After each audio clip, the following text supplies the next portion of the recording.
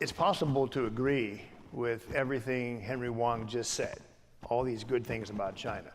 It's possible to agree with everything he said, but still vote for HR and my position on the resolution. That China currently, and I'm going to give you the year I think the problem began, China currently is a threat to the global international order. I think the problem began about 2011. Roger, just about the time you were having the Munk debate here when you had Henry Kissinger in his first debate, you said.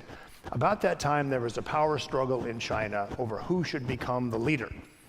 And something called singing red songs, we didn't pay much attention to at the time. Dr. Kissinger actually went to Sichuan to hear this contender for leader singing the red songs. At the time, someone else paid careful attention, Xi Jinping.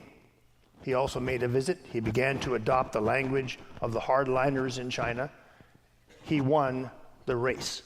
Chinese politics is not like the New Hampshire primary or debates on television where you can say, you know, you're sleepy, no, you're low energy.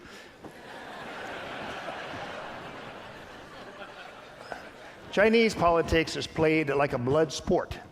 The gentleman who lost actually went to jail, Bo Xilai, and all of his supporters went to jail. The issue at the time was whether to continue the liberal reforms that China had begun as early as 1980, joining the World Bank, the IMF, studying the UN specialized agencies and joining every single one of them, taking over leadership in a number of them. All that began to go down in the battles of the 90s. We all thought, no, the reformers are going to recover, and they didn't. The hardliners were back. So this back and forth now looks like something really serious has happened in China. Large numbers of reformers are in jail. It's a bit unfair to ask Henry to represent China tonight because his think tank is one of the most influential in the world. It's in the top 100 in the world. When I visited his think tank, do I see the hardliners come out? No. They're winning. They're in power. I see the reformers and the good economists and the good part of China at Henry's think tank, but they're losing.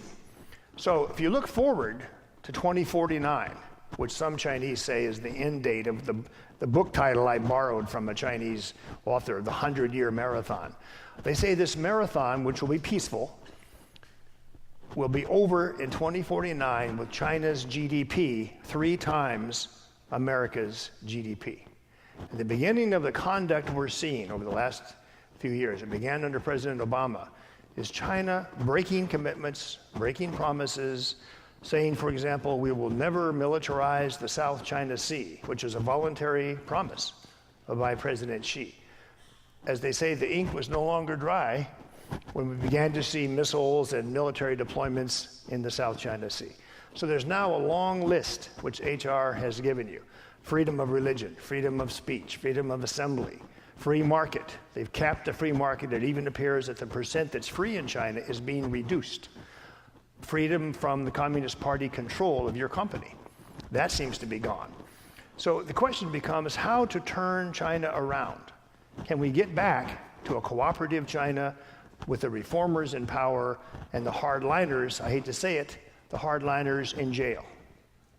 How to do that? One way to do it is to vote for our side of the resolution.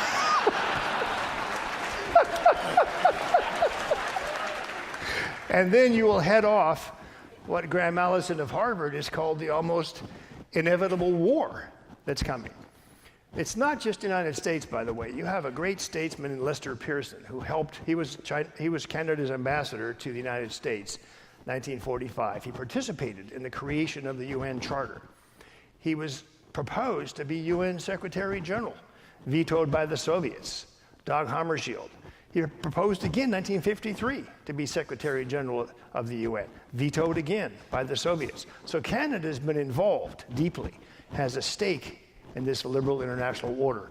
I have to say in conclusion, if we look ahead at 2049, everything seems to get worse. Pollution gets worse. What China calls its cancer villages increase. The censorship increases. We've now had 150 Tibetan monks light themselves on fire in suicidal protests. That gets worse. The 1 to 3 million Muslims in concentration camps gets worse. Perhaps all reformers will be in jail.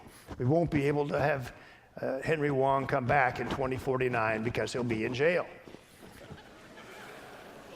So it's a pretty grim picture, and to me, I'm nostalgic for the 80s. When I was working for President Reagan, we sold 6 weapon systems to China.